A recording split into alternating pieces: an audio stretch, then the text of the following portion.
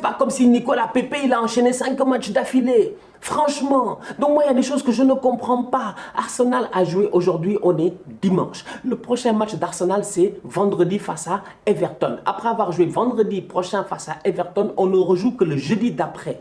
Il y a combien de jours entre ça? Il n'y a pas assez de jours pour que les gars se reposent. Donc pourquoi aujourd'hui Nicolas Pepe ne peut pas enchaîner, je dis bien, après avoir sorti une top performance, je dis bien, face au Slavia Prague? Moi, je ne le comprends pas. Mets en confiance les boys. Laisse-les jouer au football. Il ne le fait pas. Salam, salam, outsider. Le débrief commence maintenant.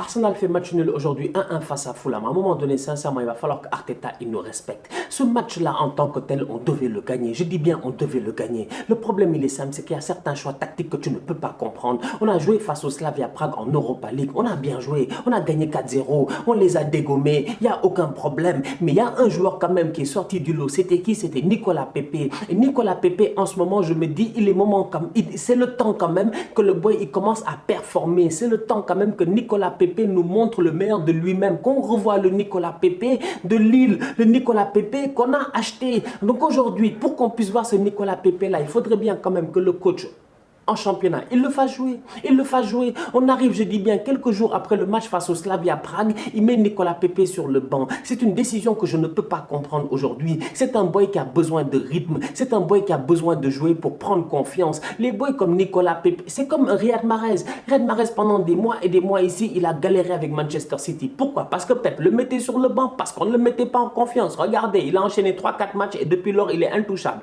il est indéboulonnable. Il est redevenu, je dis bien, le Riyad Mahrez que tout le monde kiffe et que le Riyad Mahrez que tout le monde connaît. Donc aujourd'hui, pour pouvoir aller chercher le meilleur de Pepe, il faut le lancer. Donc que fait Pepe au début du match sur le banc? Franchement, Arteta, assieds-toi, explique-nous.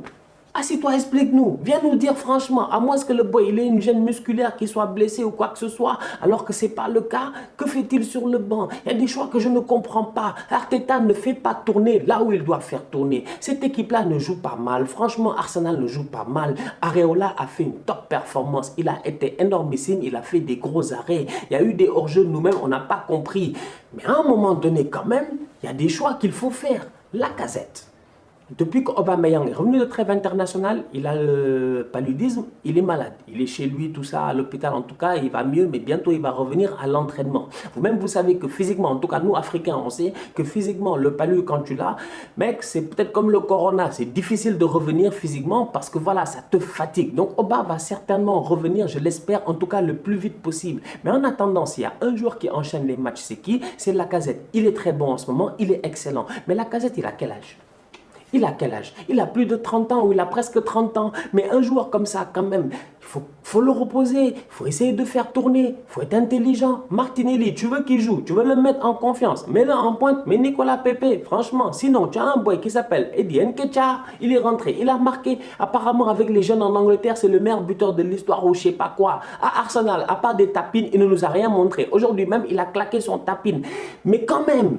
lance Nketiah quand même, mets-le en confiance. Mais quel genre de message tu envoies aux petits alors qu'Aubameyang n'est pas là, Lacazette est fatigué, tu me mets, je dis bien, Martinelli,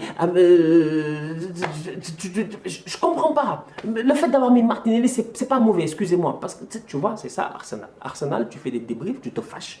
Et tu manques d'objectivité. Après, tu sais même plus ce que tu racontes. Tellement cette équipe-là me fâche. Le fait d'avoir mis Martinelli n'est pas un problème. Mais c'est le fait d'avoir fait enchaîner à Lacazette autant de matchs après le fait que Lacazette nous ait donné autant de bonnes performances. C'est ça que je ne comprends pas. Alors que sur le banc, il y avait un petit Nketiah qui aurait pu jouer. Je suis désolé, aujourd'hui, Arsenal fait match nul 1-1 face à Fulham. J'attaque un seul mec, c'est Arteta. Arteta doit savoir apprendre à faire des choix. Aujourd'hui, il y a des joueurs qui méritent de jouer. Il y a certains joueurs, quand tu regardes bien, ils ont besoin, je dis bien, de performer et d'avoir du rythme. Lui-même, il l'a dit après le match contre Prague. Il arrive, il dit Nicolas Pepe, tout le monde l'aime, c'est un mec sympathique et tout ça, avec l'enchaînement des matchs, il ne va faire que s'améliorer. Quelques jours plus tard, il le fout sur le banc. C'est quoi ça? Dani Ceballos avait marqué. Dani Ceballos, son but a été annulé par la VAR. Franchement, je n'ai pas compris, mais top performance de la part de Ceballos. Aujourd'hui, sincèrement, à Arsenal, on a deux joueurs du Real qui sont là. Je reparle encore à Florentino Pérez, c'est un bandit. Flo, s'il te plaît, gère-toi. Flo, gère-toi. Laisse-nous ces gars-là.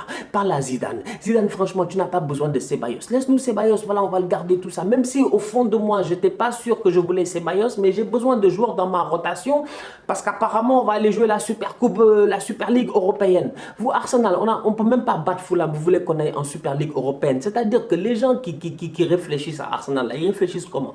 Ils réfléchissent comment? Ils réfléchissent comment? Ils réfléchissent comment? Le gars, je dis bien, on joue le Slavia, il est incapable, je dis bien, de mettre un effectif cohérent sur le terrain. Quelques jours plus tard, face à Fulham, il met les meilleurs joueurs sur le banc. Et maintenant, tu veux qu'il aille jouer une compétition Super League face à que des top clubs européens, sachant pertinemment que là-bas, si on n'est pas dernier, on est avant-dernier. Et sûrement, on sera avant-dernier parce qu'on finira pas derrière Tottenham. Donc aujourd'hui, je suis désolé quand même, on a des ambitions au niveau d'Arsenal, mais on ne se donne pas les moyens de nos ambitions. Donc, vu qu'on n'a pas énormément d'argent apparemment, moi je dis on doit essayer de garder ces gamins-là qui sont en prêt. Dani Ceballos, il est en prêt du Real Madrid. Le boy, il sort de bonnes performances. C'est pas un tocard, c'est un joueur intéressant. Il est capable, je dis bien aujourd'hui, de jouer dans cette position de 8-là et on en a besoin. De temps en temps, il te donne des vibes à la Santi Cazorla quand il se projette. Donc aujourd'hui, Ceballos, gardons-le. Odegaard, c'est une pépite quand même du football. J'ai peur que les Madeleine fassent tout pour le récupérer, mais on ne sait jamais. Peut-être qu'avec un peu de chance, on peut le récupérer. Bref, à Arsenal, il y a du travail à faire. Il y a des joueurs qu'on doit essayer de récupérer. Parce que sincèrement, on doit se projeter sur la saison prochaine. Et quand je me projette sur la saison prochaine, j'ai déjà peur. Déjà, j'ai peur parce qu'on va jouer Villarreal. Comme que ce n'est pas normal. On joue Villarreal et j'ai peur.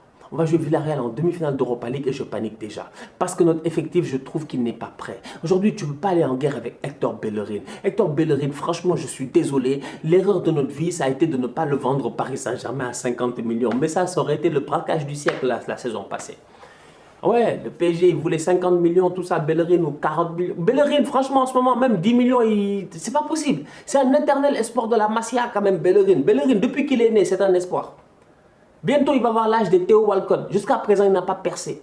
Il est capitaine de ce club-là, ou deuxième capitaine de mon club, ou je ne sais pas quoi. Il est incapable de se gérer. Je suis désolé. Je suis désolé. Je suis désolé. Aujourd'hui, Arsenal, on fait 1-1 face à Fulham. J'ai encore mal. J'ai mal parce que je me dis, c'est des points perdus. Des points faciles. Tu aurais pu revenir sur Tottenham, fondre sur eux et tout ça. On ne le fait pas. Chaque club a son Vinicius. Nous, notre Vinicius, c'est Martinelli. Il s'appelle Gabriel Martinicius. Je ne comprends pas. Martinicius, franchement, je fais des efforts. Voilà un petit, c'est vrai. Il est revenu de blessure, c'est vrai. Je suis d'accord quand même, franchement. Je connais mon club, je connais les boys.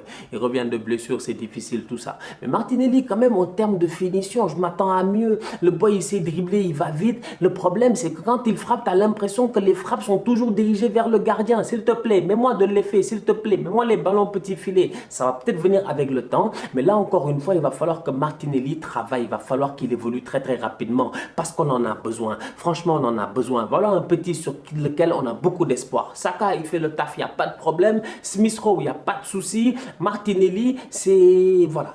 Il reste encore à voir. Franchement, il reste encore à voir. Et Martinelli, aujourd'hui, à mon humble avis, il doit claquer son but face à Fulham. Malheureusement, il peine à la finition. Voilà un petit qui doit travailler plus.